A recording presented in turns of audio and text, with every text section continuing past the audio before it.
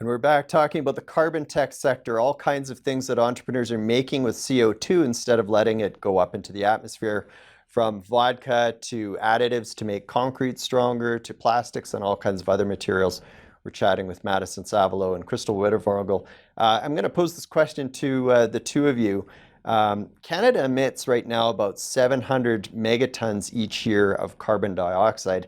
I want to ask, we'll start off with you, Krystle.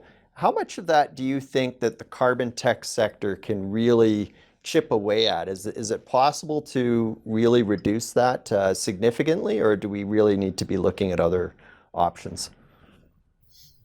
This is a really great question, and there's so much potential with these technologies. Since about the year 2000, Canada has safely stored and sequestered about 50 million tons. So that's an enormous amount. And we are ramping up, and more projects are coming online, and we are going to see more potential being unlocked as we move forward. We know that most CCUS technologies can absorb about 85 to 95% of the carbon dioxide that's produced by a power plant, for example. So they're very effective in what they do. The problem is there are policy pieces that aren't aligned yet in this area, that aren't quite there yet. So we need to see regulatory frameworks and incentives that align with the policy to finalize and help to deploy these on a larger scale. So there is incredible potential. We just need things, I think, to align a little bit more to see it rolling out effectively in coming years. Okay, and we're going to come back later to the policy point, but Madison, what about from your perspective? I mean, you're actually working in industry. How much do you think industry in the carbon tech sector can put a dent in emissions, for example, in say the carbon or the concrete making industry? Yeah, I mean, we're working in a sector that's very technological based. So this is a technical solution to climate change mitigation. And we're always of the belief that we need natural solutions as well. So CCUS is not going to be the be-all end-all solution to climate change, and we don't frame it that way. I mean, if you look at the IPCC reports, there is no climate scenario in which they don't include some sort of CCUS as we work towards a net zero future. So for us, that's really the focal point, is being one piece or one solution within that. In the concrete sector in particular, it's about 7% of global emissions.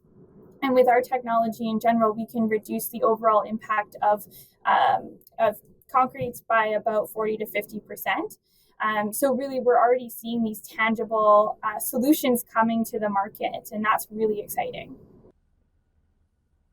And so I'll pose this question to the two of you as well, because you might have an answer to it. But is there a particular industry where there needs to be more of a focus on getting carbon tech in there so that it can really reduce emissions?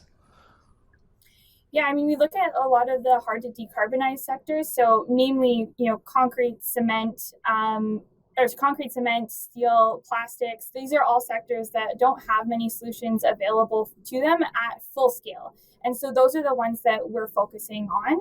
I mean, every sector can use a bit of carbon tech in some way. You can look at the fashion industry, for instance, being a massive pollutant. So I think we need to also be taking a look where we're not just having carbon tunnel vision, but we do have a broader on the pollution that we're causing the environment. And I think a lot of that can also be helped by some of the carbon tech solutions that are coming forward in a more general way. Okay, and Krystle, if we think about sort of the public policy component in terms of subsidies, there's a lot of subsidies right now. Do you think that we can get to a point where these industries, in some cases where companies are dependent on subsidies, if there's a good business plan there without requiring subsidies, is that doable from what you've read? I mean, carbon tech is not cheap, and it does come with high upfront costs. We know this. But the policy piece I really like to drill into for this, as opposed to subsidies, is the regulatory certainty and the permitting. So investors are going to invest where there's a case to do so and where in the landscape. And we don't have that here.